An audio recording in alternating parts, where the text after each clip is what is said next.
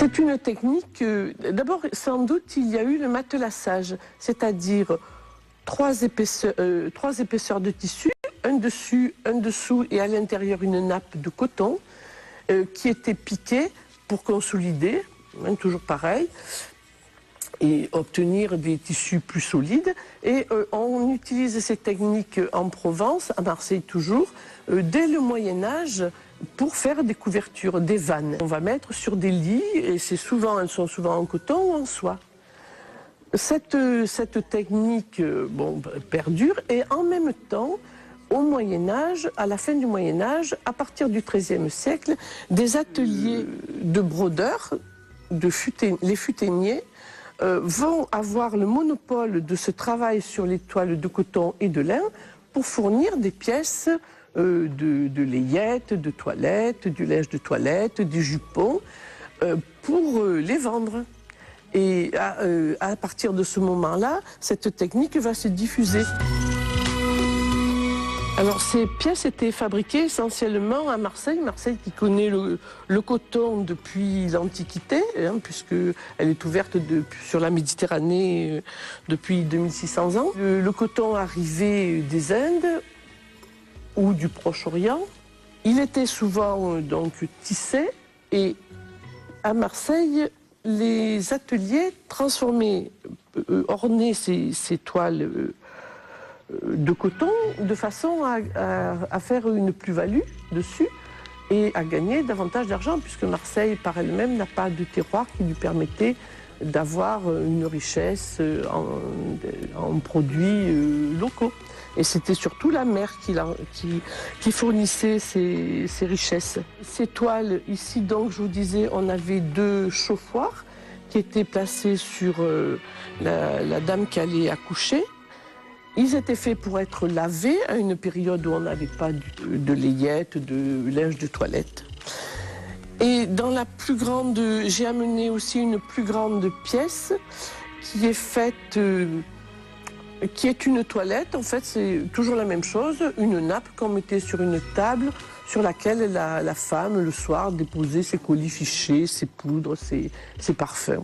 Ces 2 pièces sont faites en lin. Elles ne sont pas faites en coton, les 2 pièces ici.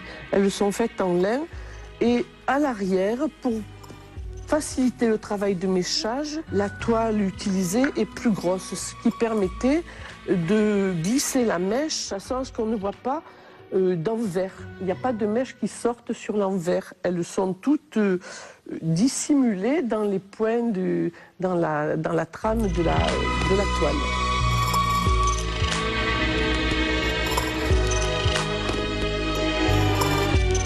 On passe cette fois-ci à la pratique.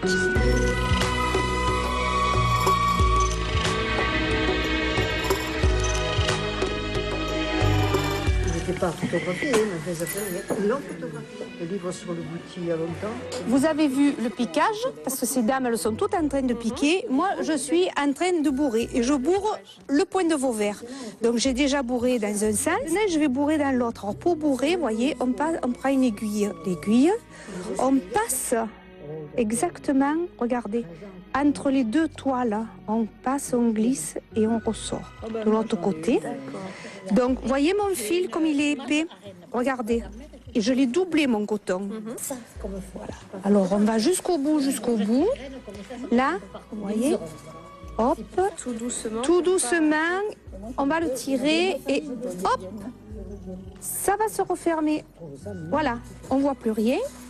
Et là, je vais faire pareil de l'autre côté. Je coupe à ras et mon point, il est rentré. Alors, le principal, c'est de passer bien entre les 2 étoffes et de pas... Voilà. Et je ressors de l'autre côté. Vous voyez? Et là, et voilà. Je me ferai un plaisir. Alors, les aiguilles, justement, qu'on utilise, est-ce qu'elles sont... Alors ça, c'est des aiguilles à tapisserie avec du bourron. Ça doit être une 24. Vous pouvez aller jusqu'à la 26, puisque j'ai vu que, bon, maintenant, il y a des 26 qui sont sortis. Et on les prend plus ou moins longues. Celle-là, elle n'est pas très très longue parce que là, c'est des petites... voilà. Mais on a des aiguilles à tapisserie qui sont beaucoup plus longues quand on fait tout un tour d'un grand bouti. Donc, vous voyez, là, on le rentre. on tire un peu, et voilà. De l'autre côté, vous avez le croisillon qui s'est fait. Là, je coupe. Alors, je fais attention de bien couper, sans couper le tissu, parce que ça, c'est des choses qui arrivent aussi. On tire, et on ferme, et c'est fermé. Voilà, là, vous avez le petit bout de coton qui ressort. Donc, on va le pousser avec ce... Nous, on a... France Bouty, on a fait créer par le CAT des Chênes Verts un boutoir. Et vous voyez, c'est en bois. J'ai poussé la petite mèche, je l'ai rentrée, et le trou, là, qui reste, on le ferme comme ça. Et on ne voit plus rien. Le tissu, c'est invisible. Il n'y a pas de couture, il n'y a rien. Vous voyez, là, c'est pareil. On re-rentre, on fait comme ça, et c'est fini. Il n'y a plus rien. Voilà. Ça, c'est le boutoir.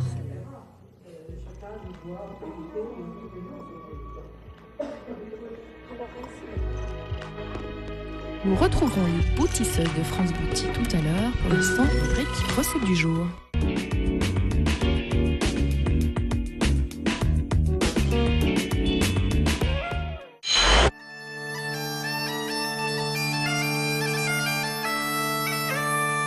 Je vais vous présenter le magret de mala rôti sauce d'Odine.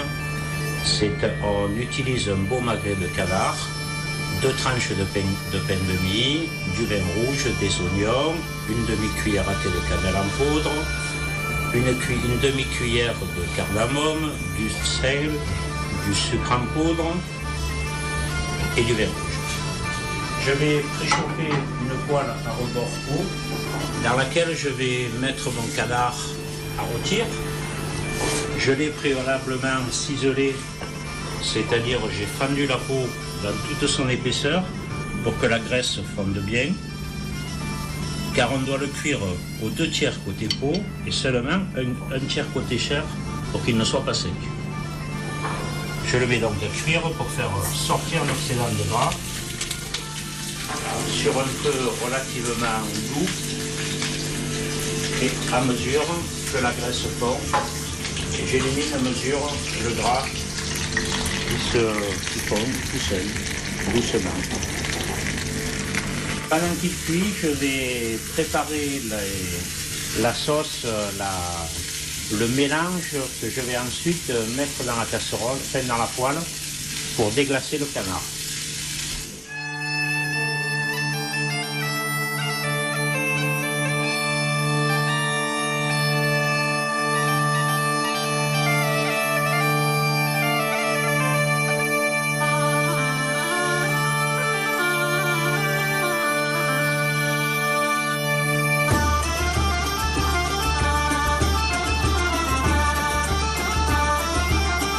Maintenant, je vais sortir le canard sur une assiette. Ici, je verse donc cette préparation dans la poêle.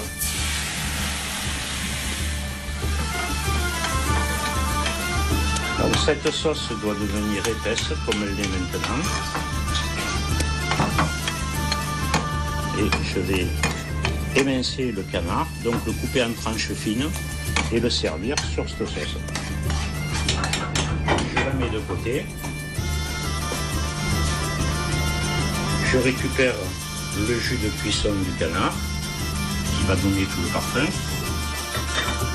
Et je vais couper le canard, l'intérieur étant rosé, car le canard se sert au rosé.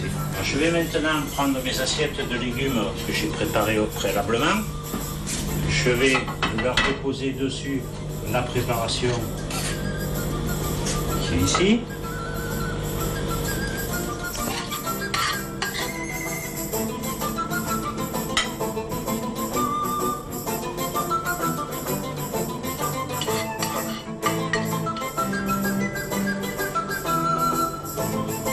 Dessus, je dépose les tranches fines de canard, comme ceci. Une petite touche, c'est de poudrer légèrement l'assiette avec de la cardamome, qui est une épice qui était utilisée couramment et qui est très agréable à l'odorat. Au goût également, mais à l'odorat est très agréable. Et là, il n'y a plus qu'à déguster.